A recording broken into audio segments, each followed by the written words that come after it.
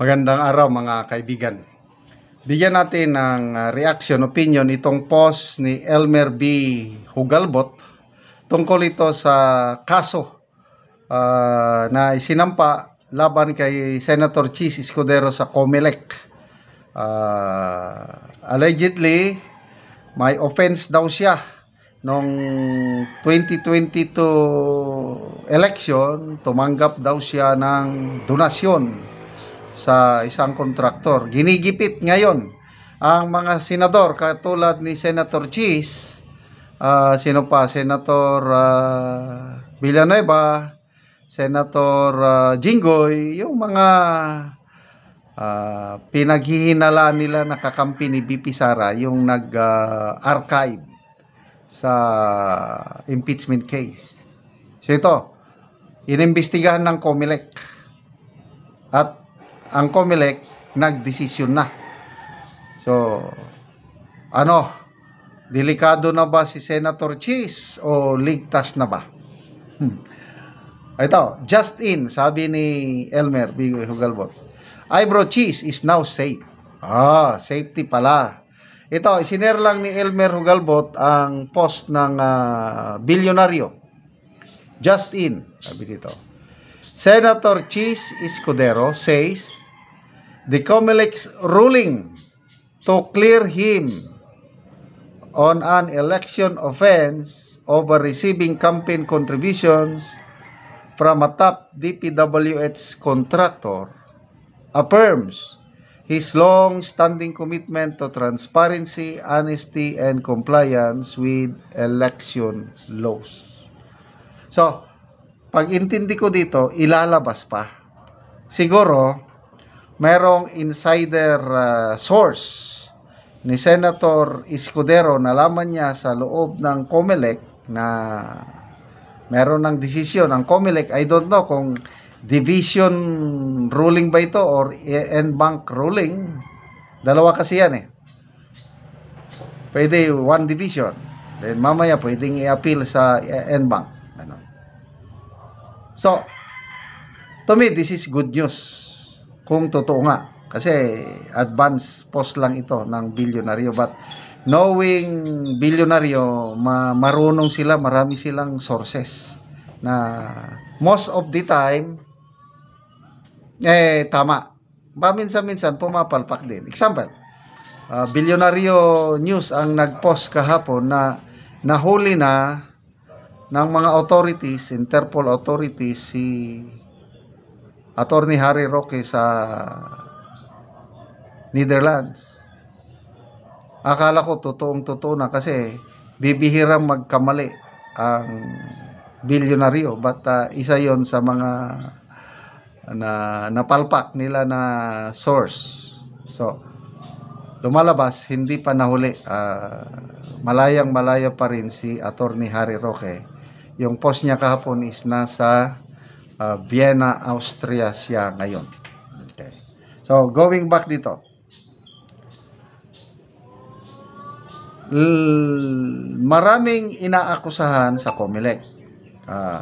Isang inaakusahan si Senator Marcoleta dahil hindi daw niya inilahad lahat yung mga contributors niya, yung kanyang statement of contributions and expenses.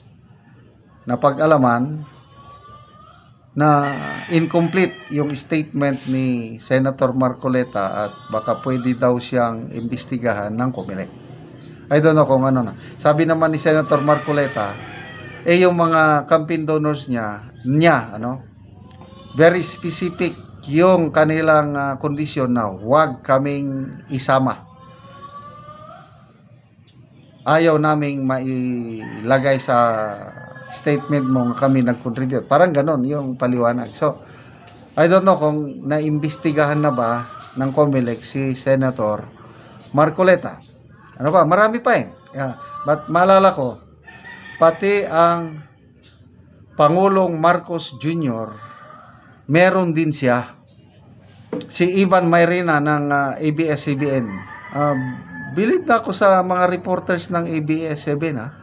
Yung isang matapang, si Kat Domingo, Then ito rin si Ivan Mayrina, nagtatanong talaga ng hard questions sa Pangulo, sa Auntie Claire, na wala silang kinakatakutan. Tunay talagang journalist. Ito si, to me Ivan Mayrina and Kat Domingo, parang parehas sila ni Eden Santos. So, sa isang press briefing, sabi ni Ivan Mayrina na records will show that the President received numerous contributions from contractors during the 2022 national election, and these contractors, records will show na lumobo yung mga projects o contracts na nakuha nila sa gobyerno.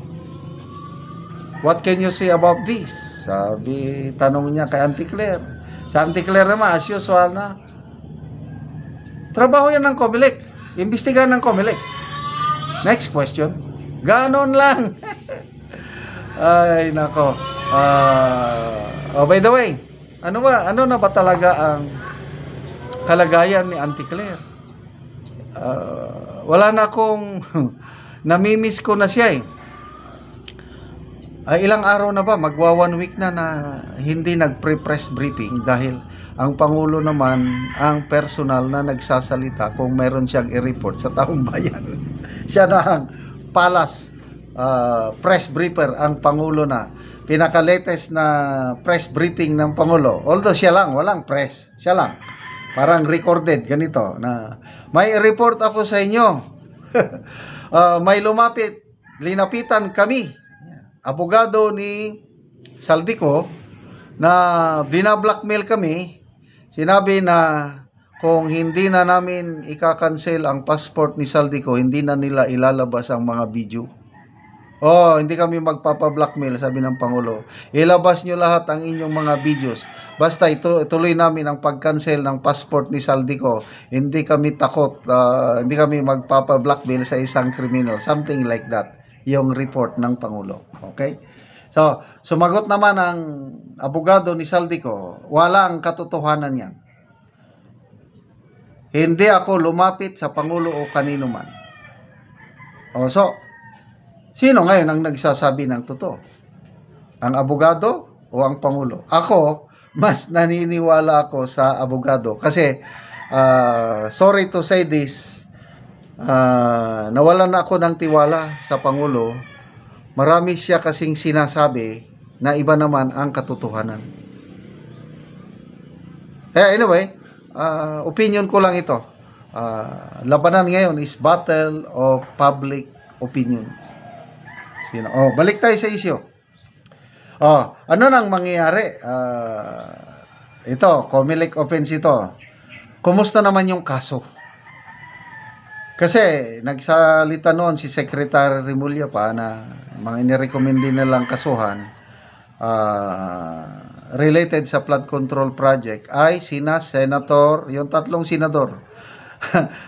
I don't know, is it a coincidence or sinadya? Dating Senate President Escudero, dating pro tempore Jinggoy, dating Majority Floor Leader Villanueva, ginigipit sa flood control. Hindi ako naniniwala na sangkot si Senator Villanueva sa flood control Kaya believe ako kay Senator Bato. Sabi niya, magre-resign ako pag mapatunayan ninyo na si Villanueva ay sangkot sa flood control anomaly. Ako rin, naniniwala ako sa integrity ni, hindi naman siya santo. Kasi kung sangkot pa siya sa flood control, isa siya sa mareklamo tungkol sa flood control budget na siya ang nagsiwalat na 1 billion pesos per day ang gastos natin. Pondo ng DPWH, tapos hindi masolve ang problema sa baha, lalo na sa aking probinsya sa Bulacan, sabi niya. Kung sangkot pa siya sa flood control, hindi na siya magreklamo. Ang hinala ko, opinion ko is demolition job laban sa kanya. But anyway, and you will know the truth, and the truth shall set you free. So, pagdasal po natin itong tatlong senador na ito Hindi naman ito mga pro Duterte. Inamin naman ni Escudero na I'm not a Duterte fan. Sabi niya. Si Villanueva, nung kumandidato yan, nanalo, sa linya siya ng Dilawan. Kakampik yan. So, hindi. Okay.